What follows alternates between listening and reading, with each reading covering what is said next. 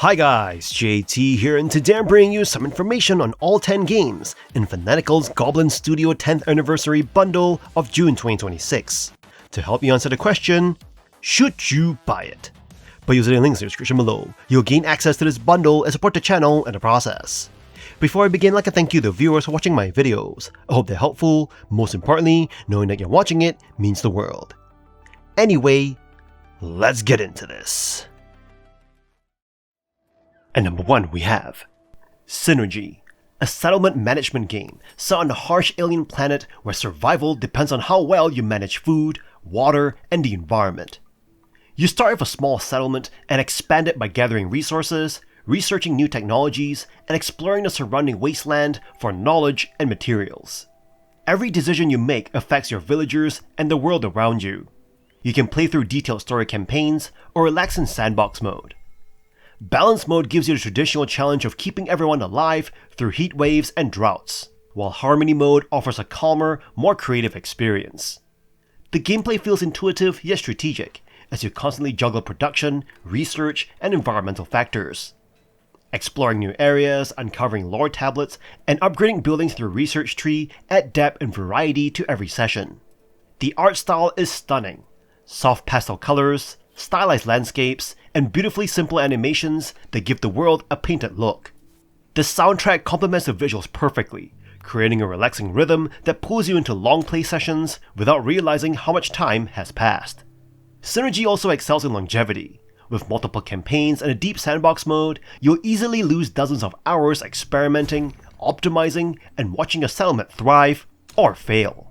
It is one of those just 5 more minutes games that turn into all-nighters. If you love thoughtful, beautifully crafted city builders, Synergy absolutely deserves your attention.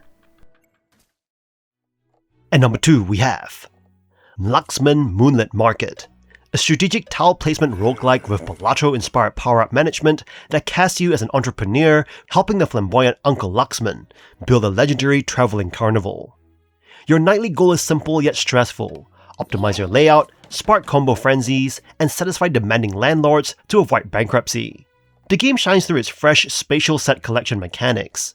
Instead of playing cards mindlessly, you must carefully calculate where to place 6 distinct attraction types to trigger high-scoring synergies.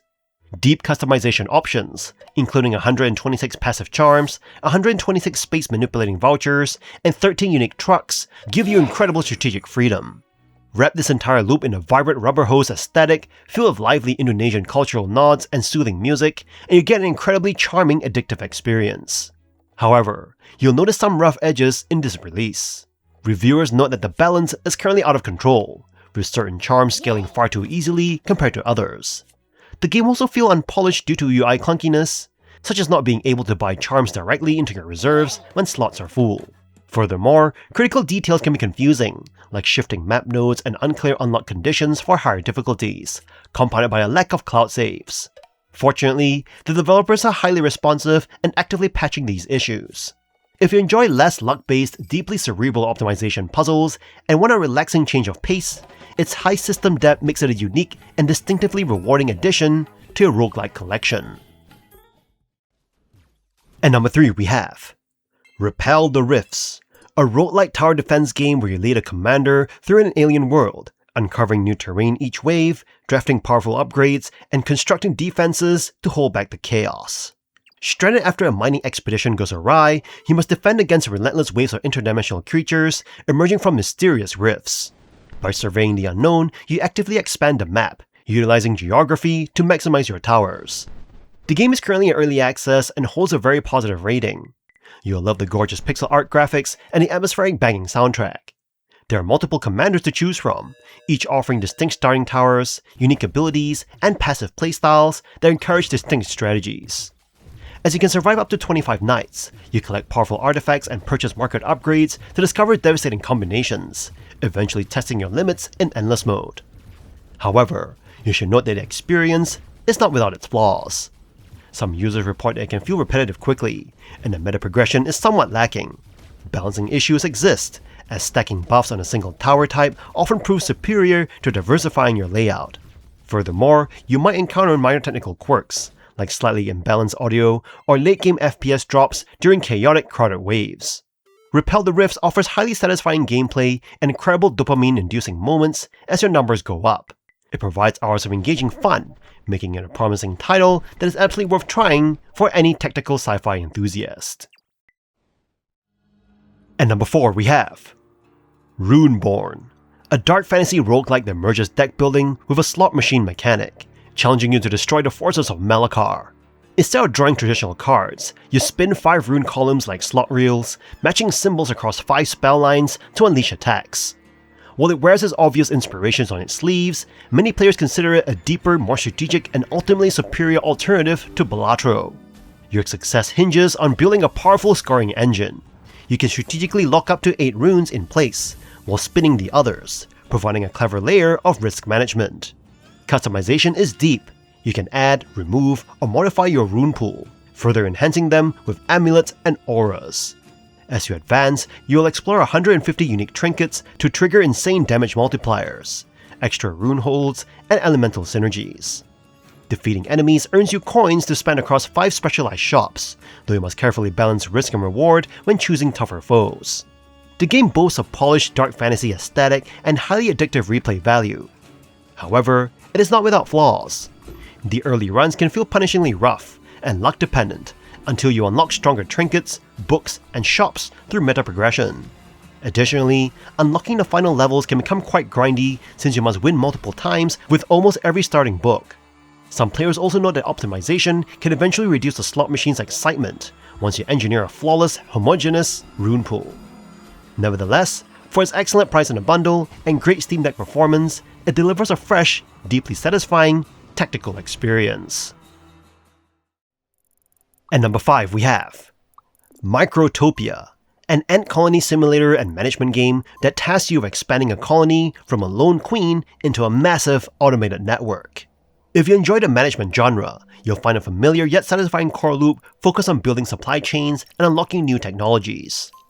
Growth feels tangible as you scale up your operations, creating paths and attaching ants to them. Your ants follow the logic gates you design, even allowing you to min-max routes for specific groups, like aging ants. However, the early game feels limited. Essential trails and logic gates are locked behind a gargantuan tech tree, making the initial hours more tedious than necessary. To progress, you must feed inventor ants until they pop for points. This system rewards your skill. The better you manage resources, the faster you advance. Progression eventually unlocks independent island colonies with unique resources and challenging terrain. Aside from rare moments where ants get stuck, the complex automation mechanics work reliably. Where Microtopia truly shines is its gorgeous presentation. The visuals, music, and sound design create a serene, almost otherworldly atmosphere as you pioneer this strange insect world. Your only major frustration will likely be the user interface. Certain elements, like the Queen's level gauge, look like default, unpolished assets that clash with the game's otherwise beautiful art style. Despite some early game pacing issues and flat UI choices, Microtopia delivers a charming, functional, and highly rewarding experience that base building fans will thoroughly enjoy. And number 6 we have Knightica, a real-time tactical roguelike strategy auto-battler. Attaching strategic combat to a game about buying and selling makes this experience stand out. From the outset, the focus is not on how you will fight, but rather on what is the most financially viable way to enter a battle and still be capable of surviving the next one.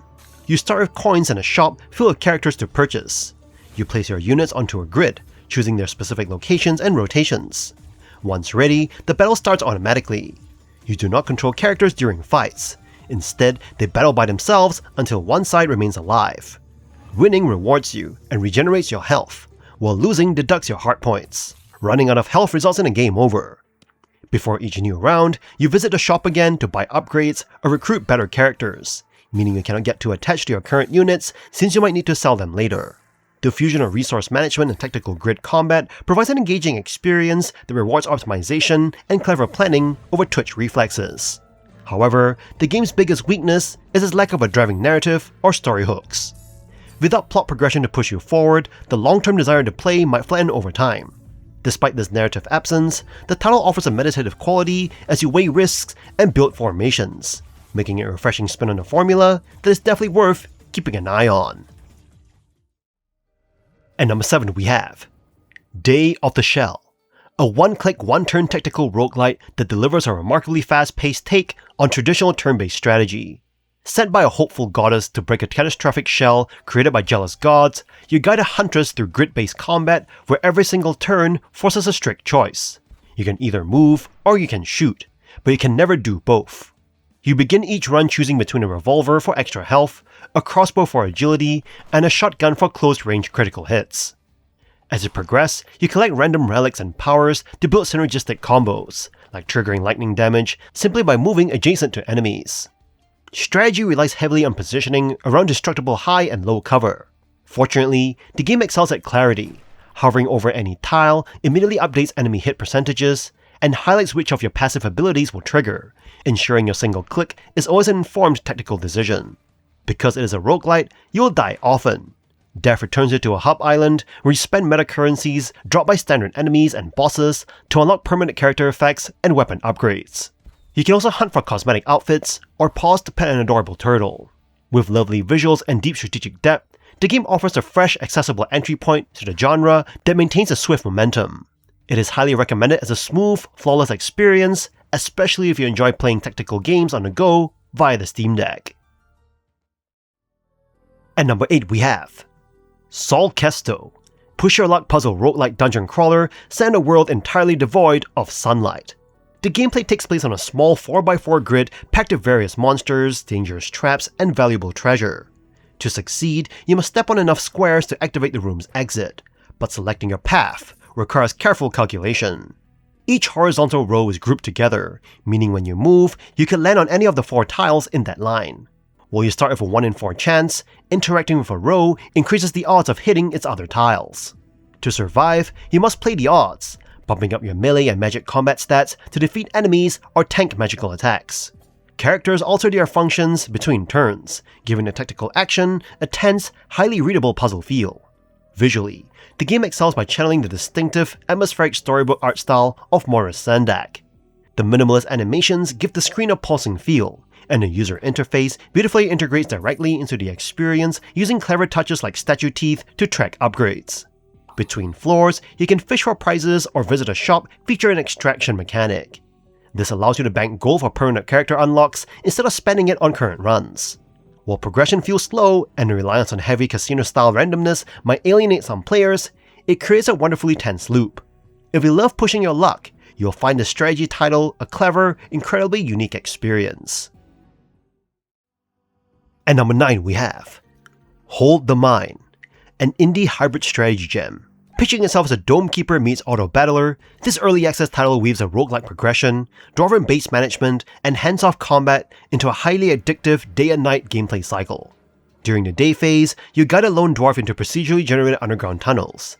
Instead of manual digging, you select exploration routes where your dwarf automatically mines blocks, forcing you to balance energy limits and greed against survival as you hunt for rare minerals, blueprints, and trapped heroes. When night falls, you retreat to the surface to face waves of monsters attacking your mine entrance. Here, combat shifts to automated defense. You do not control the battle directly. Instead, success relies on your tactical skill in arranging hero formations, managing synergies, and deploying over 75 limited space buildings and relics that boost stats or automate resources. The game's 2D pixel art style provides an incredibly atmospheric backdrop, transitioning smoothly from calm daytime exploration tracks to high-energy nighttime battle percussions. Between runs, your extracted resources convert into permanent meta progression upgrades, meaning even failed runs reward your time with meaningful advancements. While the tutorials could explain the deeper mechanics better, and late-game balance is still evolving in early access, the addictive gameplay loop offers immense replay value. If you love strategy games built entirely on foresight, clever planning, and gradual mastery rather than quick reflexes, Hold the Mine's an excellent experience that you can easily sink hours into. At number 10 we have Smash It Wild, tactical volleyball roguelike. A tactical sports and roguelike hybrid that casts a unique spin on a turn-based volleyball and dodgeball game featuring an assortment of stylized animal characters. When you begin your journey, a surprisingly short tutorial will leave you in a blinding rush, struggling to understand the rules. Fortunately, the mechanics fall into place the more matches you play. On a 3 vs 3 grid, you strategically position your team to launch attacks that chip away at your opponent's stamina. These moves can unleash elemental attributes like ice or poisonous slime to force opponents out of positions before you deliver an unstoppable point-winning shot. The roguelike tournament structure adds an engaging layer of customization. Throughout the week, you manage training, relaxation, and shopping. Winning matches reward you with options to upgrade gear, passives, and skills, letting you build a powerful, synergistic squad. Visually, the game excels with great hand-drawn sprites and dramatic animations. However, some UI annoyances persist, such as tiny icons and oversized text boxes that obscure the pitch. You also encounter a few annoying visual bugs that linger across runs. The biggest downside is the game's short lifespan. Once you beat all 3 tournament difficulties across the 4 available teams, there's little incentive to return. It is begging for a local or online multiplayer mode to elevate the package.